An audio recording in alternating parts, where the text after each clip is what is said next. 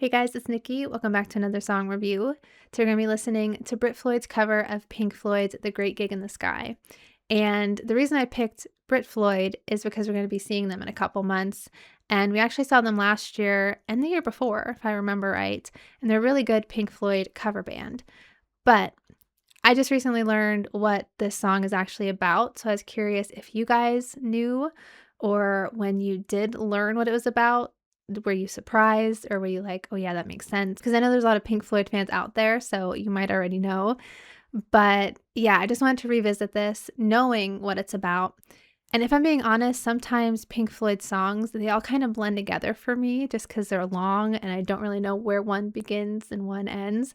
So I'm going into this just fully paying attention to this song and this particular version of it. So okay, that was my ramble. Let's pop our headphones on, turn it up, and here we go.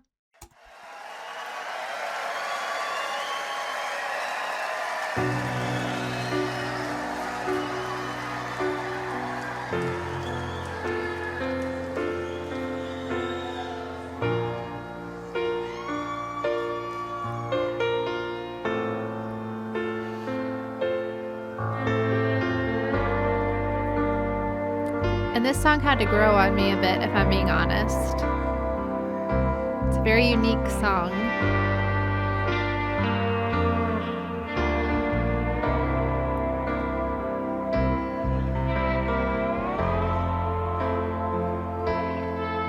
I am not frightened of dying. Any time will do, I don't mind. Why should I be frightened of dying? I see no reason for it, you've got to go sometime.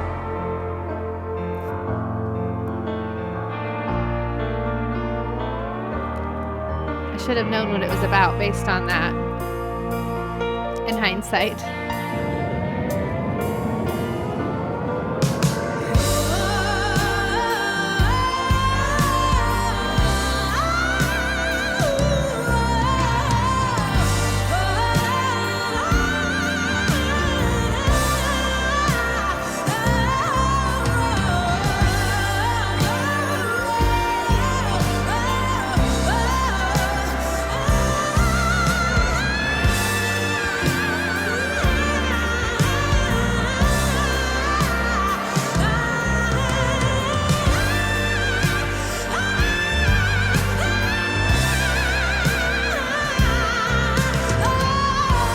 That voice, though.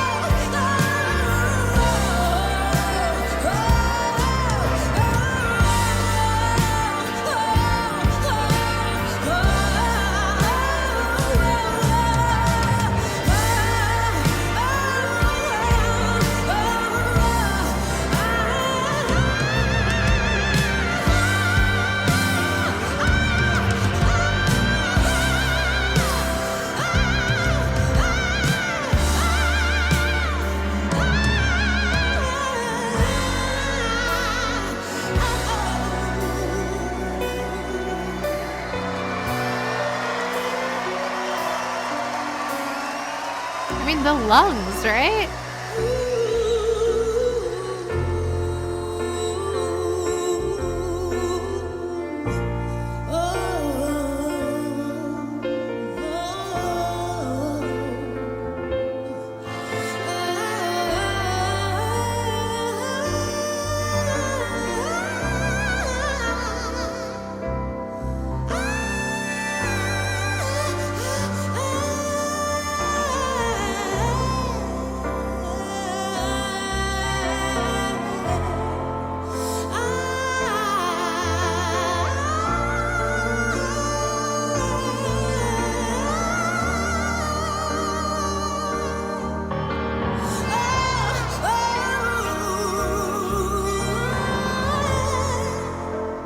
Said unique song.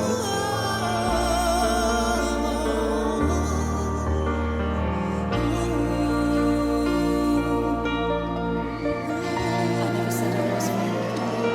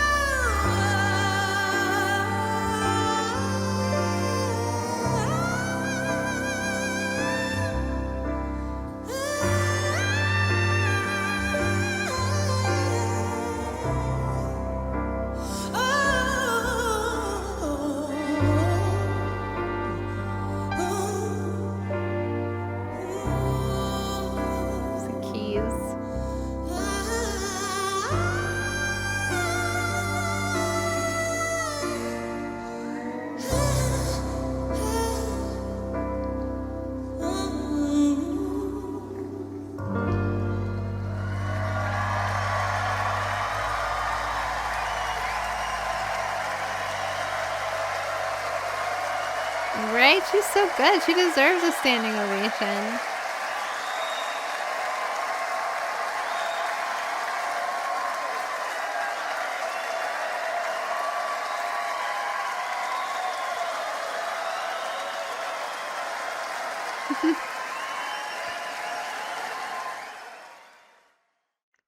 So with this song, I haven't seen any live performances from Pink Floyd. I've heard the song, the Pink Floyd version before, and I feel like this girl does a really, really good job of singing that song, like covering it, because it cannot be an easy song to sing. I am just amazed by it. And honestly, at first, I was like, what are you listening to? Because I overheard my husband listening to the Pink Floyd version. Like, what is that? And I would just sing, like, being silly. I thought it was funny. And he knew what I was talking about right away. But I didn't know it was about death. I didn't know it was about such a serious topic. And I'm going to scooch over and see what I can find. But I noticed something while I was watching this performance, too, that I didn't notice before when we saw them. That kind of explains that even more. So this is from songfacts.com. It says Pink Floyd keyboard player Rick Wright wrote this song, which is about life gradually descending into death. Hence the angrier and more intense first half, with the dying person refusing to, and then it says in quotes, go gently into that good night. The second half is gentler as a dying person gives into the inevitable and fades away. In the March 1998 issue of Mojo, Wright explained, for me, one of the pressures of being in the band was the constant fear of dying because of all the traveling we were doing in planes and on the motorways in America and in Europe. And then it also says when the band was working on the Dark Side of the Moon, most of the songs didn't have titles. They refer to this as the religious section or the mortality sequence. Interesting. So what's interesting to me now after reading this, because when I started this video, all I knew was that it was about death. I didn't really think of what perspective it was from. And watching the video and listening to it this time, I wasn't thinking about it from a person's point of view that's dying. I was thinking of it more from a grief point of view, which I feel like it would be fitting for either of those stories.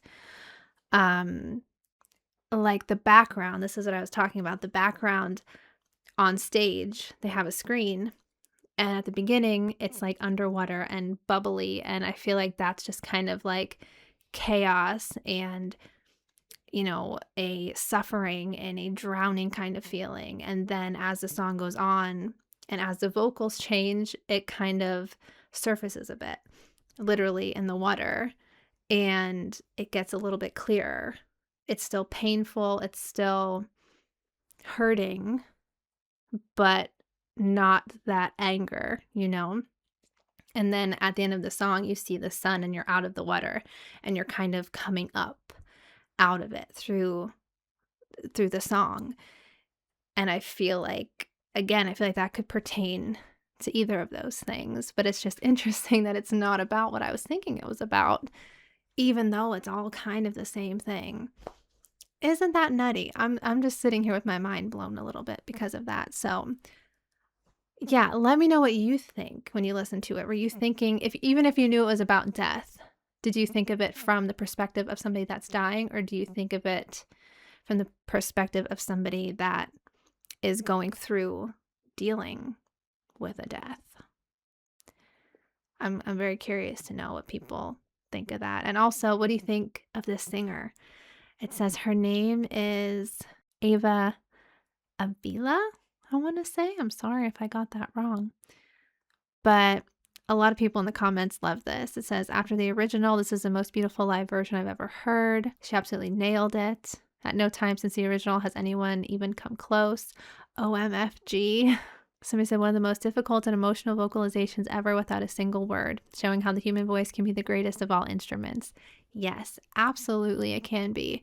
And what's crazy to me, like I hear this now and knowing what it's about is just so much more serious in my mind. Like when you don't know and you don't pay attention, like I heard this and I'm like, that is a crazy song. That sounds ridiculous. It sounds silly, you know, but now knowing more about it, I get it. And it is not silly at all. And like I said, it takes an amazing voice to be able to sing like that, and great lung capacity. I couldn't even imagine.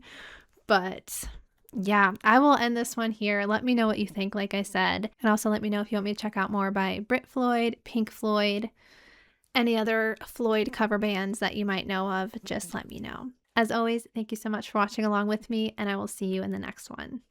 Bye.